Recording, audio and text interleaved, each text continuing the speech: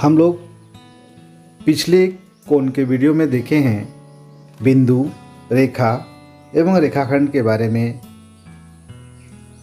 उसकी परिभाषाओं के बारे में। अब उसके कुछ प्रश्नावली हैं जिसे हम लोग बनाने का प्रयास करते हैं। तो चलें इसे ध्यान से देखें। नीचे दी गई आकृतियों को देखकर उसका नाम लिखिए। यहाँ देखने से पता चलता है कि ए बी, जिसके एक ही अंत बिंदु है और वह बी बिंदु की ओर अनंत की ओर बढ़ रही है, तो इसे हम लोग क्या कहेंगे? किरण। जिसकी एक अंत बिंदु हो उसे हम लोग किरण कहते हैं। अगला है जिसका दो अंत बिंदु हो, उसे हम लोग क्या कहेंगे? रेखाखंड। और अंत में जिसका कोई अंत बिंदु ना हो उसे हम लोग कहते हैं रेखा, क्योंकि रेखा का कोई अंत बिंदु नहीं होता है। तो इस प्रकार हम लोग इस उदाहरण को हम लोग पूरा किए। आइए नीचे दी गई आकृतियों को, रेखाखंडों की संख्या को गिन कर लिखेंगे। रेखाखंड जिसका दो अंत बिंदु है वो कितने रेखाखंडों से बना हुआ आकृति है? तो पहला जो है आकृति उसमें 4 है, दूसरे में भी जो 4 है, तीसरे में भी 4 रेखाखंड है और चौथे रेखाखंड की संख्या 3 है क्योंकि वो त्रिभुज है। पाँचवें में 5 भुजा है इसलिए 5 है रेखाखंड और आखिर में एक तारा है जिसके 10 रेखाखंड हैं। तो इस तरह हम लोग इस एक्सरसाइज को भी पूरा किए। बढ़ते हैं अगले भाग की ओर। मिलान कीजिए। तो इसमें MN जिसका कोई अंत बिंदु नहीं है उसे हम लोग सबसे नीचे जो दी गई है कोई अंत बिंदु नहीं है उसके साथ उसका हम लोग मिलान करेंगे। तो मिलान करने के लिए हम लोग इस तरह मिलान करेंगे। अब BC जिसके 2 अंत बिंदु हैं और AB जिसके एक ही अंत बिंदु हैं, तो इस तरह इस मिलान को हम लोग पूरा किए। आइए अगले भाग की ओर बढ़ते हैं। इसमें देखते हैं कि नीचे दिए गए बिंदुओं को जोड़िए और उनसे बनने वाले आकृतियों का नाम लिखिए। तो इसमें विभिन्न जगह पर बिंदु दिए हैं। इसमें 2 बिंदु हैं उसे हम लोग मिलाएंगे। इसमें 3 बिंदु है इसे भी मिलाएंगे। अगले आकृति में 4 बिंदु दिए हैं उसे भी मिलाएंगे और उससे अगले आकृति में 3 बिंदु है उसे मिलाएंगे। अब इसके आकृतियों का नाम लिखते हैं। तो पहला 2 बिंदु है जिसके, उसे हम लोग क्या कहेंगे? रेखाखंड। अगला 3 बिंदु का जो 3 रेखाखंड बना है उसे त्रिभुज। अगला जिसके आमने सामने की भुजा बराबर उसे हम लोग आयत कहते हैं या चतुर्भुज भी कह सकते हैं। और अगला आकृति हम लोग त्रिभुज का जिसमें 3 बिंदुओं से बना हुआ है, इसे हम लोग क्या कहेंगे? त्रिभुज कहेंगे। तो इस तरह इस आकृति को हम लोग पूरा किए। अब बढ़ते हैं अगले भाग की ओर। कोण। किसी 2 किरण जब एक ही बिंदु पर मिलते हों तो उस आकृति को हम लोग किरण कहते हैं। यानी 2 किरणें जब किसी एक बिंदु पर मिलती है उससे बनने वाली आकृति को कोण कहते हैं। जिसमें यहाँ दिखाया गया है कि AOB एक कोण की आकृति है जिसमें OA भुजा है और OB भुजा है जो O बिंदु पर मिलती है।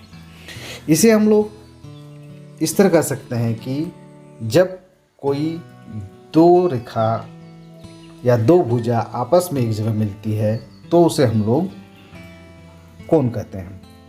इसमें कोण का नामकरण होगा AOB या BOA, यानी बीच में जो लेटर होंगे वही उसका कोण होगा और वो बीच में रहेगा। आइए अब इसके कोणों का नामकरण को अच्छी तरह समझते हैं। इसमें एक वही दिया आकृति दिया है AOB जिसमें भुजा होगा OB और OA और कोण होंगे AOB या BOE, यानी कोण का नाम होगा BOA या AOB और भुजा होगा OB एवं OA। तो इस तरह इस चित्र में हम लोग देखते हैं। नीचे दी गई कुछ आकृतियों में कोण और भुजा के नाम लिखिए। तो पहला जो आकृति है MON, तो कोण होगा MON और भुजा होगा OM एवं ON क्योंकि वो O से शुरू होती है। अगला आकृति है XOY, कोण होगा XOY और उसका भुजा होगा OX एवं OY। अगला आकृति जो है AOB, तो उसमें कोण बनेंगे AOB और भुजाएं होंगी OA एवं OB। तो इस तरह हम लोग इसे भी पूरा किए। कोण के नाम लिखें और भुजा के नाम लिखें। बढ़ते हैं अगले आकृति की ओर। इस तालिका को हम लोग पूरा करेंगे। इसमें भी कोण है और कोण का नाम एवं भुजाओं का नाम लिखना है। तो पहला जो आकृति है वो हम लोग MON कोण का नामकरण करते हैं, जिसमें OM भुजा एवं ON भुजा होगा। अगला होगा आकृति जिसमें ABO कोण का नाम होगा, BA उसकी भुजा होगी और दूसरी भुजा BO होगी। तीसरी आकृति है जिसमें कोण का नामकरण होगा QPR एवं भुजा होगा PQ एवं PR। तो इस तरह हम लोग इससे भी पूरा किए। आइए अगले आकृतियों पर। इसमें कोण का नाम होगा MON और भुजा होगा OM और ON। अगली आकृति की ओर बढ़ते हैं। कोण होगा XOY, भुजा होगा OXOY। पुनः अगले आकृति में कोण का नाम होगा AOB, OA भुजा होगी और OB भुजा होगी। अगला आकृति जो MON का है तो कोण होगा MON और भुजा होगा OM एवं ON। पांचवी आकृति है जिसमें कोण का नाम होगा XOY एवं भुजा होगा OX एवं OY। अगली आकृति जो है AOB, जिसमें कोण का नाम होगा AOB और भुजा होगी OA एवं OB। तो इस प्रकार हम लोग इस आकृतियों को पूरा किए। अब हम लोग चांद की सहायता से कुछ आकृतियाँ बनाने का प्रयास करेंगे। आइए पहला कोण है 90 डिग्री का, उसे हम लोग बनाने का प्रयास करते हैं।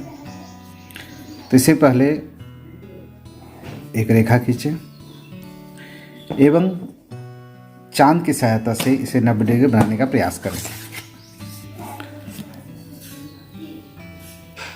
चांद को सही सीध में बैठाएं जहां आपका रेखा का अंतिम बिंदु है और इस लाइन को चांद के लाइन के साथ मिला लें और जहां पर 90 डिग्री का अंश दिया हुआ हो उस जगह पर आप पॉइंट रख दें। अब स्केल की सहायता से उसे मिलाएं।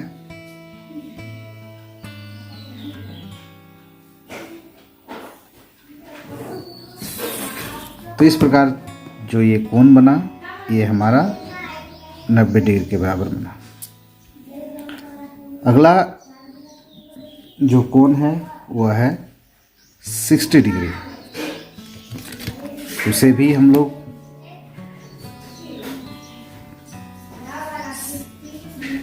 मिला लें। पुनः चांद की सहायता से इसे 60 डिग्री पर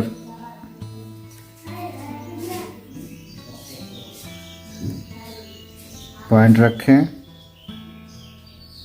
और पुनः इसे मिला दें। इस तरह बनने वाला आकृति यह 60 डिग्री। तीसरा जो प्रश्न है वो है 100 डिग्री का। आप इस तरह स्केल रखें, बढ़ाएं और चांद ला करके आप एक पॉइंट दे दें और 100 डिग्री जहां पर है उसमें अंकित कर दें।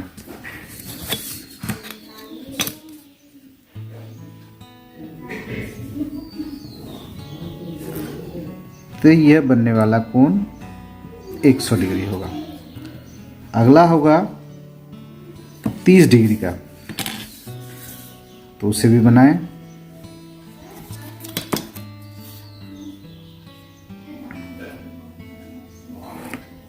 लकीर खींचें, पॉइंट दे दें और इस पॉइंट पर रखकर चांद को मिला लें क्योंकि इस सीध में होनी चाहिए। और अगला जो कोण होगा वो 30 डिग्री है। अब इसे हम लोग मिला लेते हैं।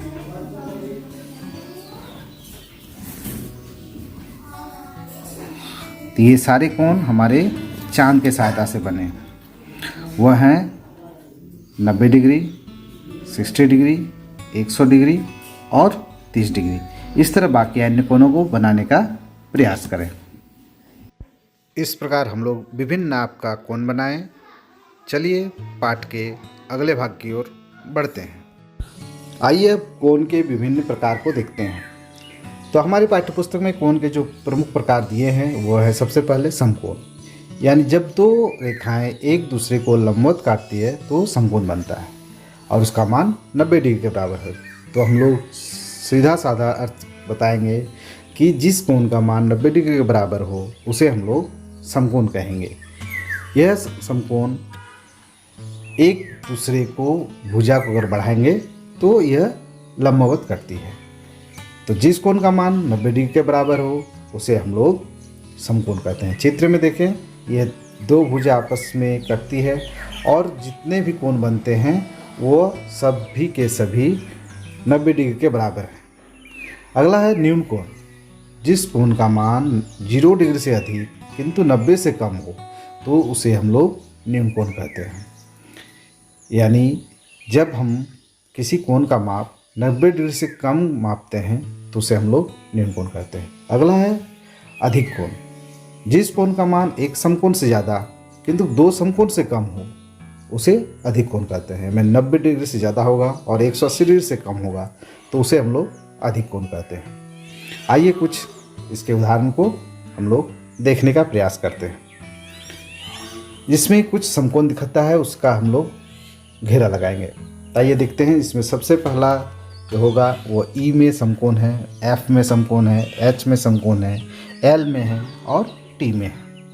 तो इस तरह हम लोग जहाँ जहाँ समकोण देखते हैं लंबवत करता है उसे हम लोग समकोण कहते हैं।